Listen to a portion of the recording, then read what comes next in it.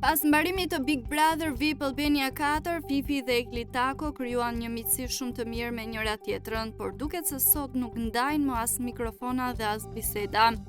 Prishja e raporteve mes dy këngëtarëve është konfirmuar nga emisioni prive by Liberta Spahiu, e cila në një kronik të dedikuar ka zbuluar detaje të pazbuluara më parë për këtë ftohje të papritur.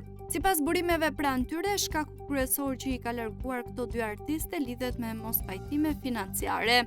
Fifi, e cila kishte rënë dakord të punonte këngët e klipet për Eglin, nuk ka pranuar përqindjen e kërkuar nga kjo e fundit për të ardhurat që do të vinin nga projektet. Ky mosdakordim duket se ka qenë vendimtar për krisjen e marrëdhënies mes tyre.